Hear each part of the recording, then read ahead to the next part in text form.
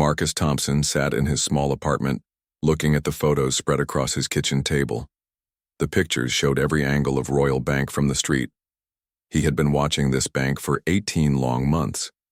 Every day he walked past the building. Every day he learned something new about how it worked. Marcus was 42 years old and very smart. He used to work for a company that helped banks make their security better. But that was before he lost his job. Before his wife left him. Before he decided that honest work was not paying him enough money. Now he had a different plan for his life. The Royal Bank was a big old building in downtown Detroit. It had thick stone walls and heavy metal doors. Most people thought it was impossible to rob, but Marcus knew better. He knew that every building had weak spots. Every security system had problems. You just had to look hard enough to find them. Marcus had spent months studying the bank workers. He knew their names and faces. He knew when they came to work and when they went home. He knew that the bank manager, Patricia Johnson, always ate her lunch at exactly 12:15. He knew that the security guard, Tom Williams, liked to take smoke breaks behind the building. He knew that the bank got its biggest money deliveries on the third Tuesday of every month, but Marcus could not do this job alone. He needed help from other people, good people who were not afraid to take big risks, people who needed money as much as he did. So he started looking for the right men to join his team. The first person Marcus found was Robert Miller. Robert was 38 years old and knew everything about explosives. He used to work in construction blowing up old buildings, but Robert had a problem with drinking too much alcohol. He lost his job and could not find new work. When Marcus offered him $50,000 to help with the bank job, Robert said yes right away. Next, Marcus found James Wilson. James was the best safe cracker in the city. He was 60 years old and had been opening safes since he was a teenager. James had been in prison 3 times, but he was still the best at what he did. He could open any safe in less than 10 minutes. Marcus knew he needed James for this job. Daniel Brown became the getaway driver. Daniel was only 25 years old, but he could drive any car faster than anyone else. He had never been caught by police in a car chase. Daniel grew up poor and wanted to make enough money to move his mother out of their bad neighborhood. The bank job could give him that money. Michael Davis was a computer expert. He was 31 years old and understood how all electronic systems worked. Michael could hack into any computer or security camera. He had been working at a computer store for very low pay. When Marcus told him about the bank job, Michael was excited to use his skills for something that would make him rich. Christopher Garcia was probably the most important person on the team. Christopher used to be a police officer for 12 years. He knew exactly how police would respond to a bank robbery. He knew their procedures and their mistakes. Christopher lost his police job because he was taking money from drug dealers. Now he was ready to use his police knowledge to help Marcus rob the bank. Matthew Rodriguez was a locksmith. He was 45 years old and could open any lock without keys. Matthew had a wife and 3 children. He worked very hard but still could not pay all his bills. The money from the bank job would solve all his family problems. Anthony Martinez supplied weapons for the team. Anthony was 36 years old and knew where to buy guns without anyone asking questions. He also knew how to use all different types of weapons. Anthony had been selling illegal guns for 5 years. This bank job would be his biggest payday ever. Joshua Anderson became the surveillance expert. Joshua was 29 years old and very good at watching people without being seen. He could sit in one place for hours and notice every small detail. Joshua had been unemployed for 8 months. He was desperate for money and willing to take any risk. Andrew Taylor was the distraction specialist. Andrew was 33 years old and very good at talking to people. He could make people believe anything he said. Andrew could keep bank customers calm during the robbery. He had worked in sales before but never made much money. This bank job was his chance to get rich quick. The last member of the team was Kevin Moore. Kevin was 27 years old and excellent with radio communications. Kevin could coordinate all the team members during the robbery. He had learned about radio systems in the Army. After leaving the Army, Kevin could not find a good job. The bank robbery would give him the money he needed to start his own business. Marcus spent weeks teaching each man exactly what to do. They met in secret at an old warehouse outside the city. The warehouse was empty and nobody ever went there. It was the perfect place to practice their plan. Marcus had discovered that Royal Bank had security cameras, but they did not cover every area. There was a blind spot near the back door that lasted for exactly 47 seconds. The alarm system had a 60-second delay before it would alert the police station. This delay was supposed to prevent false alarms, but it would give the robbers time to disable the system. The team practiced their robbery plan every week. Marcus timed everything with a stopwatch. Each man had to know his job perfectly. Robert would handle the explosives if they needed to blow open any doors. James would crack the main safe that held the most money. Daniel would keep the getaway cars ready. Michael would control the security cameras and alarms. Christopher would use his police knowledge to predict how long they had before real police arrived. Matthew would open any locked doors they found. Anthony would make sure everyone stayed calm by showing his weapons but not hurting anyone. Joshua would watch for police from across the street. Andrew would talk to the bank customers and workers to keep them from panicking. Kevin would coordinate everything using radio headsets. After 4 months of planning and practice, Marcus felt confident they were ready. The team had studied every detail about Royal Bank. They knew the building layout perfectly. They knew when the most money would be there. They knew exactly how long they had before police would arrive. Marcus believed their plan was perfect. Nothing could go wrong. Tuesday morning, March 15th, started like any normal day in downtown Detroit. People walked to work carrying coffee cups and newspapers. Cars moved slowly through the busy streets. Nobody knew that this would become the most famous day in Royal Bank history. Marcus Thompson woke up at 6 in the morning. He had not slept well because he was thinking about the robbery all night. Today was the day they had been planning for 18 months. Today his team of 11 men would steal more money than any of them had ever seen in their lives. Marcus called each team member to make sure they were ready. Robert Miller answered his phone on the first ring. Robert had not been drinking alcohol for 3 days because he wanted his hands to be steady for the explosives work. James Wilson was already awake and practicing on an old safe in his garage. Daniel Brown was checking the 3 getaway cars to make sure they all had full gas tanks and perfect engines. Michael Davis was at his computer testing all the electronic equipment they would use to hack the bank's security systems. Christopher Garcia was reading police procedure manuals one more time. Matthew Rodriguez was organizing his lockpicking tools.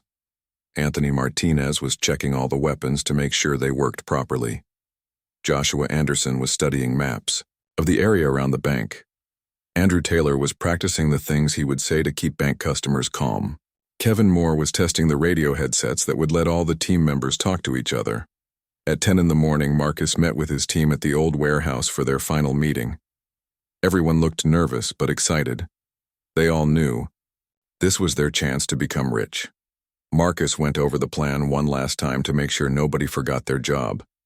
The robbery would start at exactly 12:30 in the afternoon. This was when the bank had the most customers inside. More customers meant more confusion. More confusion meant the team could work without people noticing them right away. Joshua would position himself across the street from the bank at 12:15. He would sit on a bench and pretend to read a newspaper, but really he would be watching for any police cars in the area. Joshua had a radio hidden in his jacket. If he saw police coming, he would warn the other team members immediately. Kevin would park the communications van 1 block away from the bank. The van looked like a normal repair truck, but inside it had powerful radio equipment. Kevin would coordinate everything from the van. He would tell each team member what to do and when to do it. Daniel had 3 different cars parked in 3 different locations around the bank. The first car was a blue sedan parked behind the bank in an alley. The second car was a black truck parked 2 blocks north of the bank. The third car was a red van parked 3 blocks south.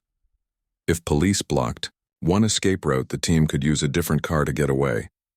At 12:20, Christopher would walk around the bank building. Christopher still looked like a police officer even though he was not one anymore.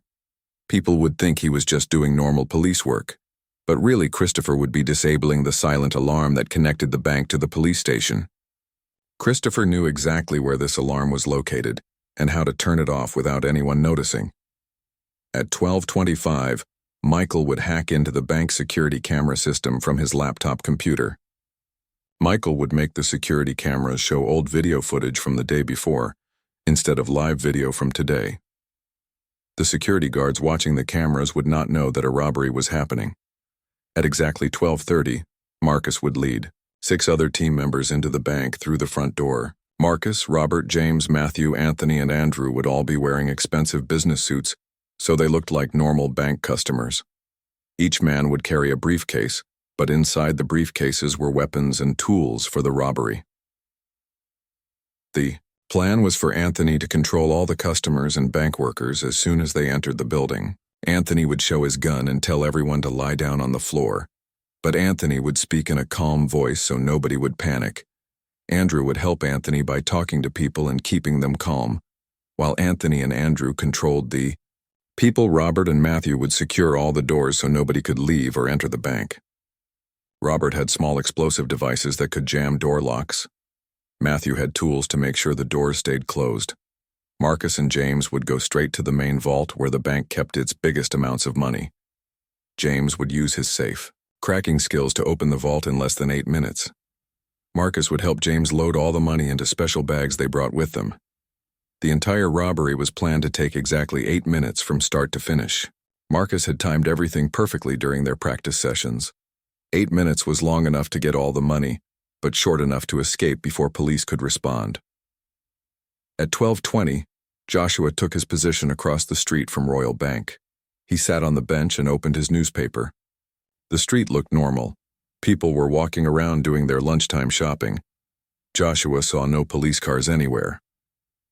At 12:20, Kevin started the communications van. All the radio equipment was working perfectly. Kevin could hear Joshua breathing through his radio headset.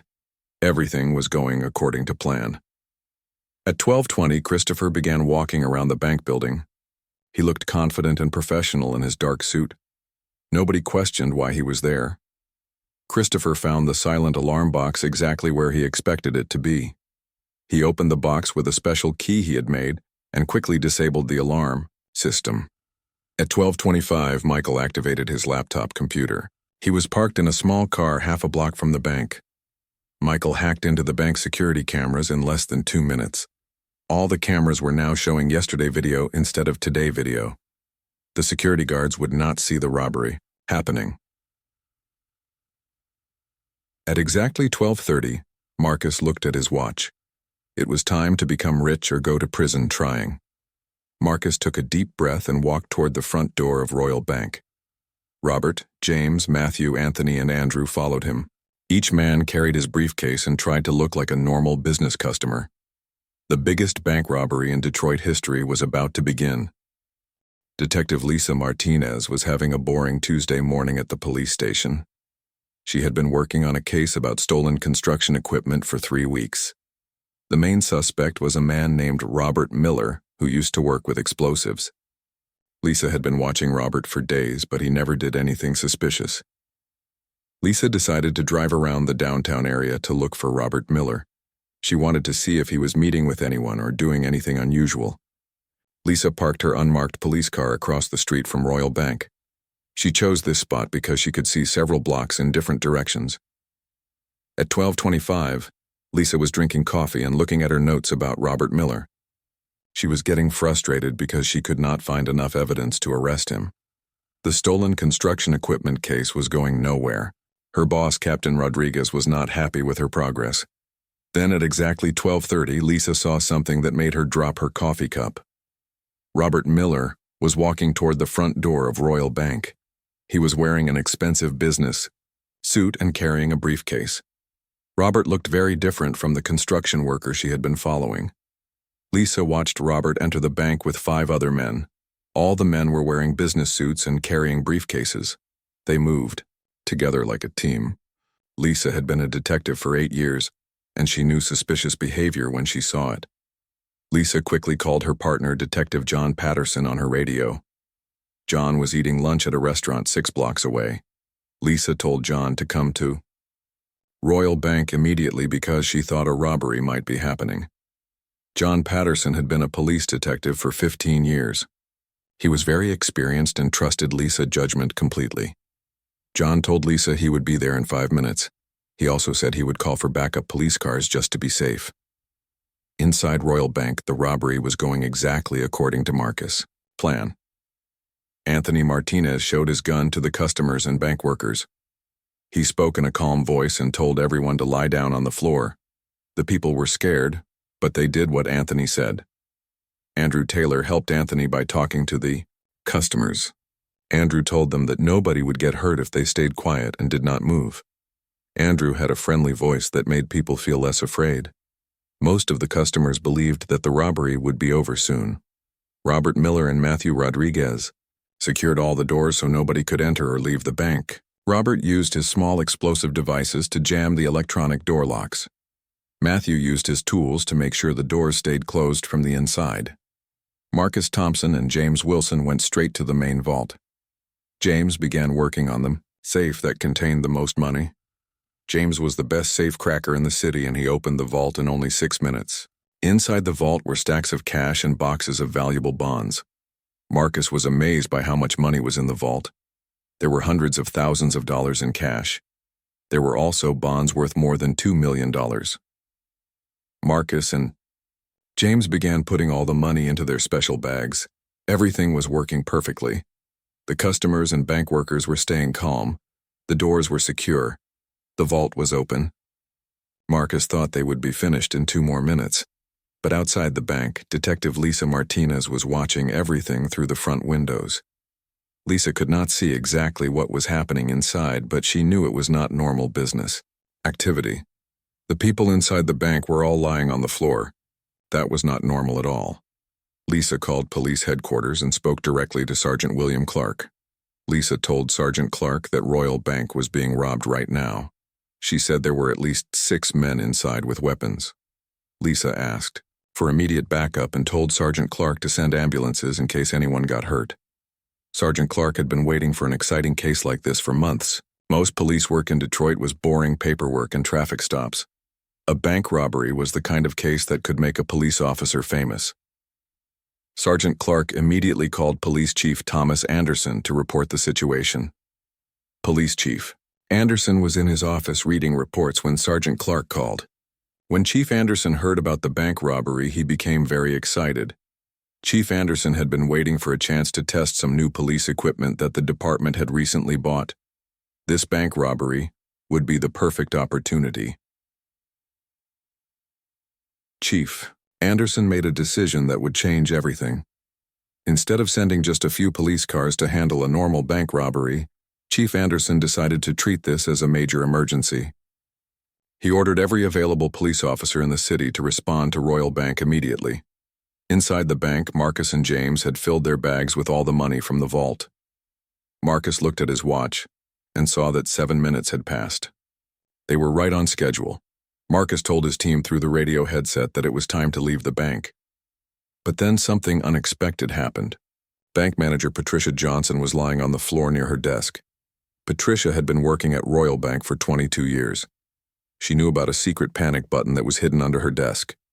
This panic button was connected to a different alarm system that Christopher Garcia did not know about.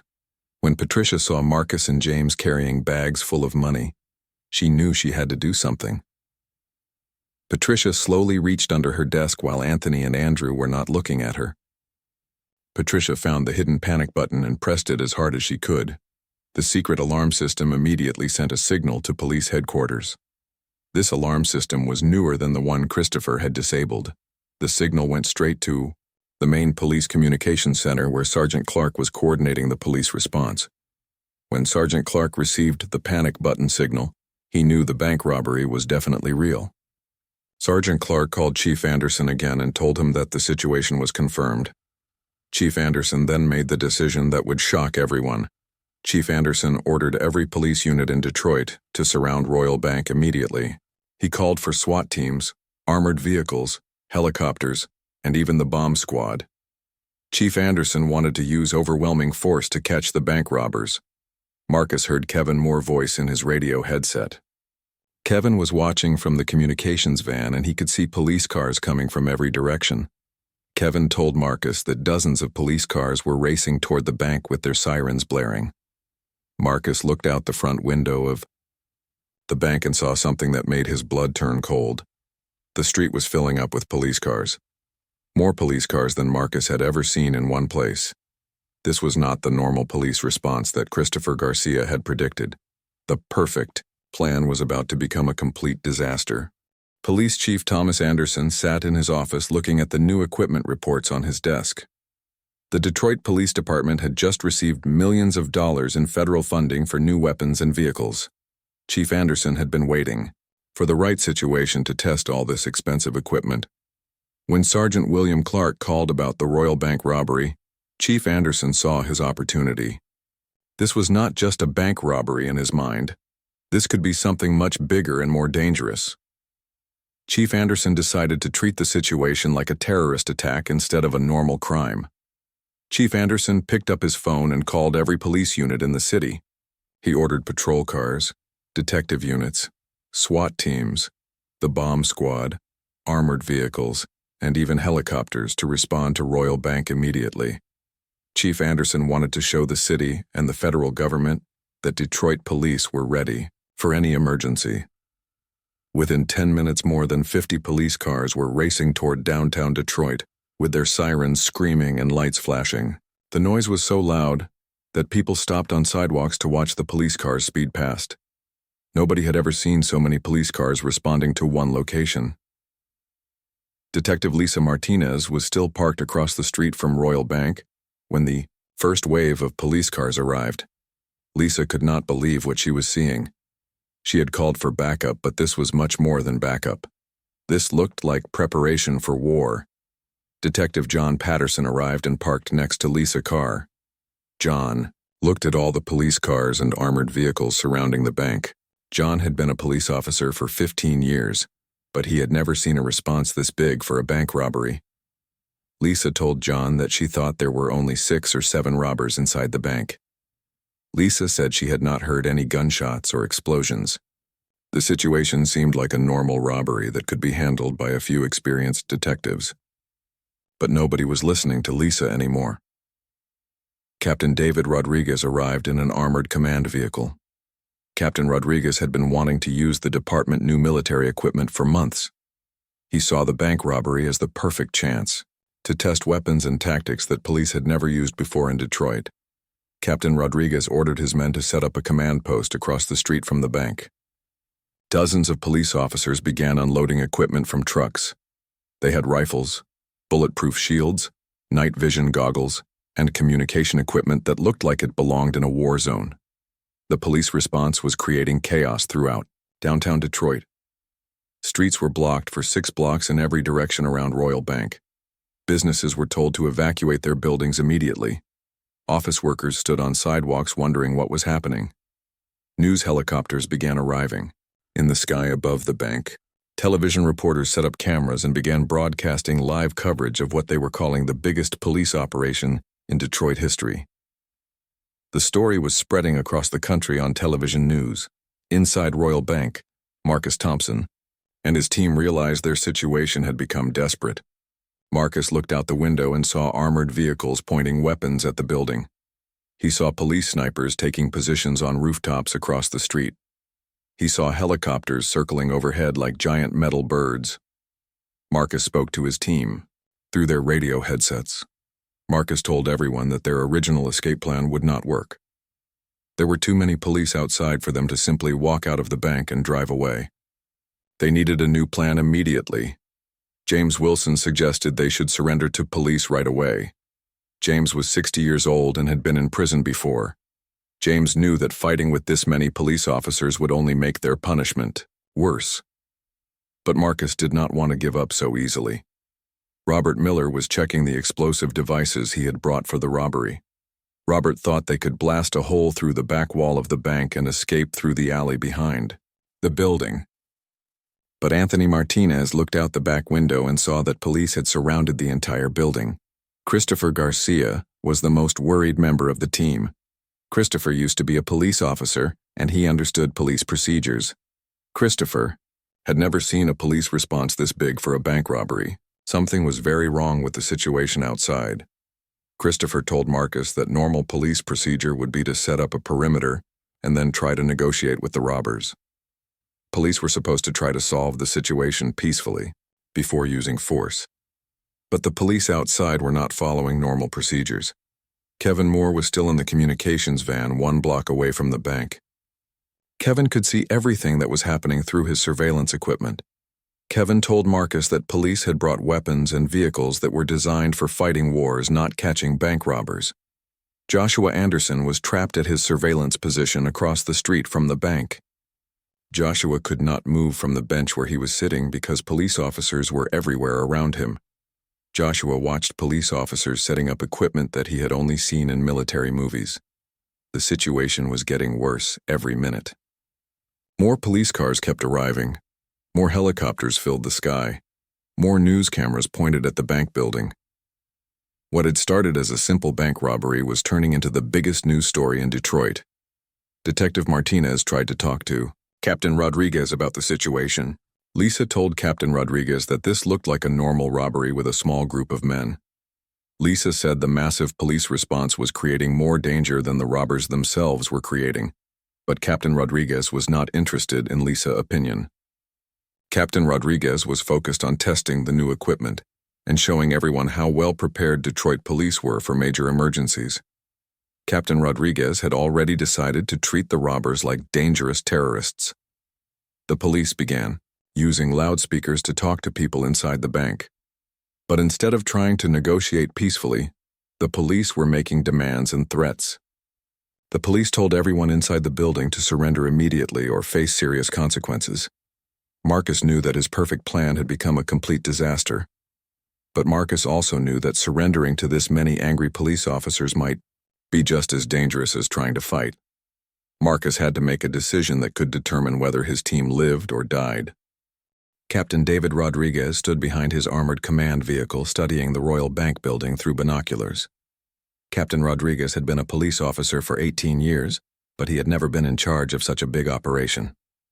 This was his chance to prove that he deserved a promotion to a higher rank.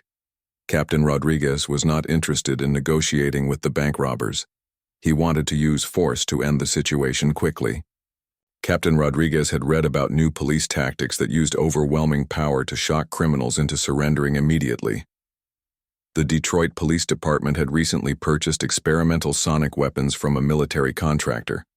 These weapons used high-frequency sound waves that could cause pain and confusion in people. The sonic weapons had never been tested on real people before. Captain Rodriguez decided that the bank robbery was the perfect opportunity to see how well the weapons worked. Detective Lisa Martinez was watching Captain Rodriguez give orders to his officers. Lisa had a bad feeling about the situation. Lisa tried to approach Captain Rodriguez to suggest that they should try talking to the robbers before using any weapons. Lisa told Captain Rodriguez that she had been watching the bank for 30 minutes and had not seen any evidence of violence from the robbers. Lisa said the people inside the bank might include innocent customers and bank workers who could be hurt if police used dangerous weapons.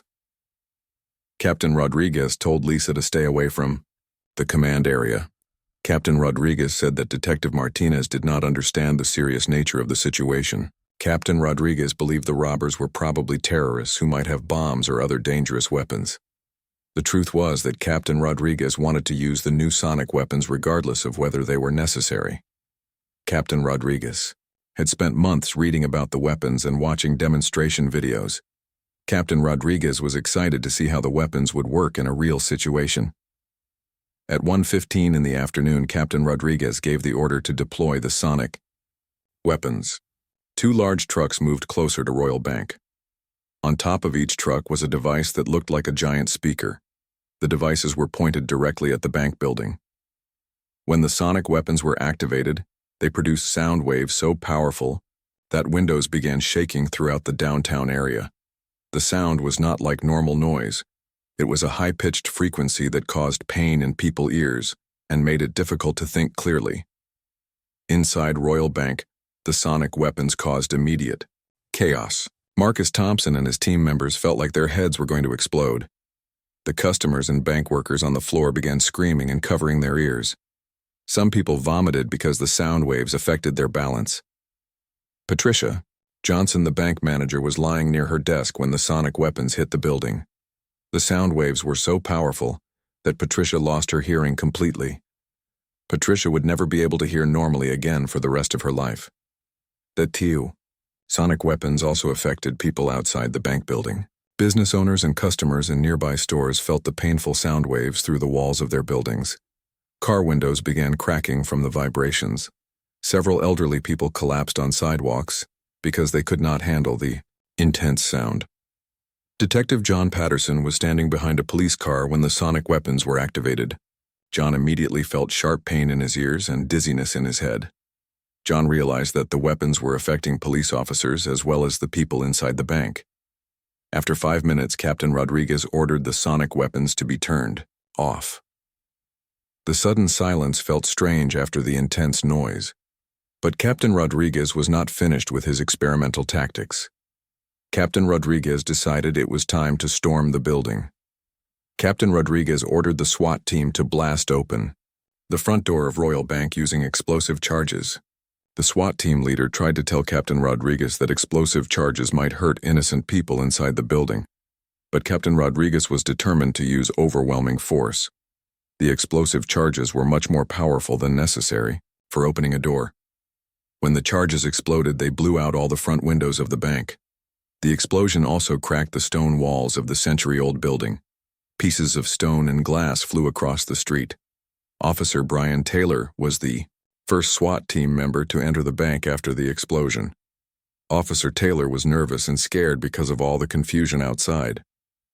When Officer Taylor saw movement inside the smoky bank, he fired his weapon without identifying his target.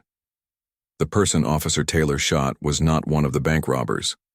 Officer Taylor had accidentally shot his fellow police officer Eric Johnson in the shoulder. Officer Johnson screamed in pain and fell to the floor bleeding. The situation was becoming more dangerous for police officers than for criminals. The explosion and gunshot created panic among Marcus Thompson's team. Robert Miller grabbed his bag of money and ran toward the back of the bank building. James Wilson and Marcus Thompson followed Robert toward the rear exit. But the three men discovered something that none of them had known about during their months of planning. There was an old service tunnel that connected Royal Bank to the building next door. The tunnel had been built 50 years earlier, but most people had forgotten it existed. Robert Miller found the entrance to the tunnel behind a filing cabinet. Robert, James, and Marcus crawled through the narrow tunnel while police officers were still confused by the smoke and noise in the main part of the bank. The three robbers emerged from the tunnel in the basement of an office building 1 block away from Royal Bank. They could hear police sirens and helicopters outside, but no police officers knew about the tunnel. Robert, James, and Marcus walked out of the office building and disappeared into the crowd of people watching the police operation. Meanwhile, inside Royal Bank, the remaining 8 team members were trapped by the SWAT team assault. Anthony Martinez threw down his weapon and raised his hands to surrender. Matthew Rodriguez, Andrew Taylor, and the other team members also surrendered immediately. But the SWAT team was so confused by their own explosive assault that they could not tell who were robbers and who were innocent customers. SWAT officers arrested everyone inside the bank, including Patricia Johnson and other bank workers. The experimental sonic weapons had caused permanent hearing damage to 12 people, including bank employees and customers. The explosive charges had caused structural damage to Royal Bank that would cost hundreds of thousands of dollars to repair. Officer Eric Johnson was bleeding and needed emergency medical treatment. Captain Rodriguez realized that his experimental tactics had created more problems than they had solved, but Captain Rodriguez was not ready to admit that his decisions had been wrong. Captain Rodriguez ordered his officers to search the entire area for any robbers who might have escaped. What Captain Rodriguez did not know was that the biggest shock was still to come. 3 weeks after the Royal Bank robbery, the city of Detroit was still talking about what had happened that day. The story had been on television news across the country.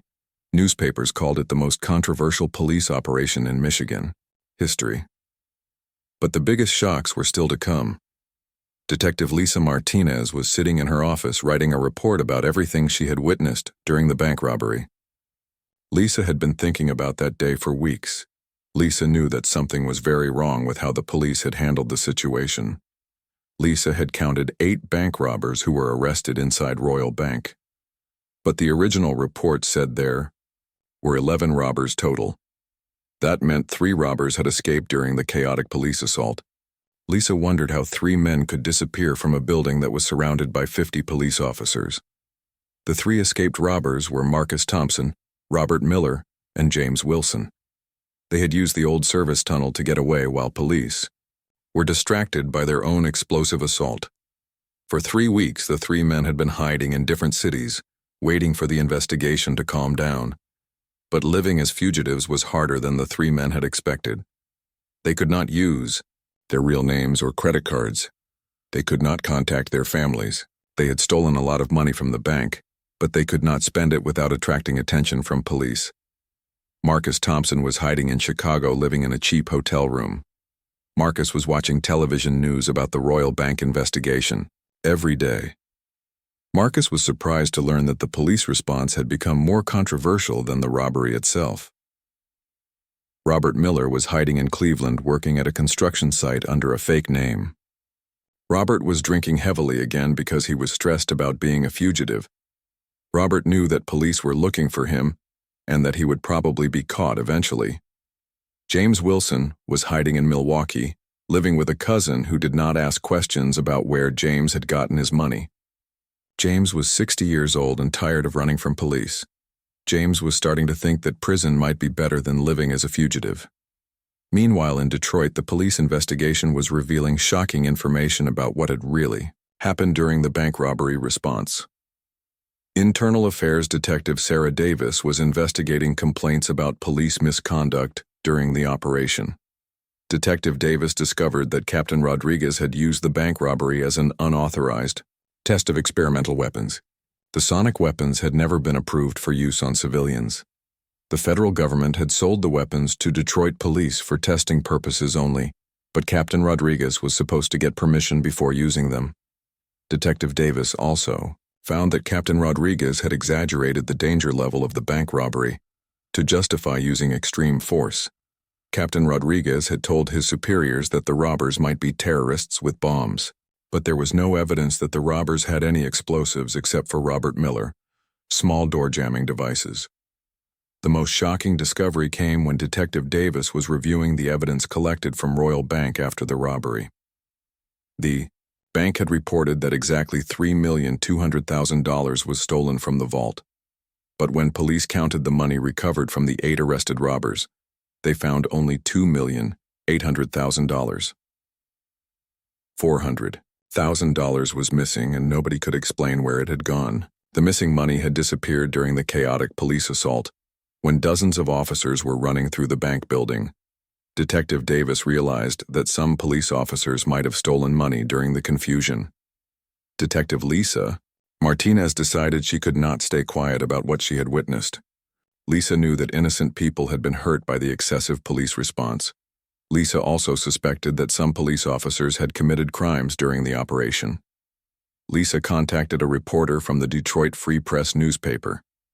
Lisa told the reporter about the unauthorized use of experimental weapons. Lisa explained how the police response had been much more dangerous than the bank robbery itself.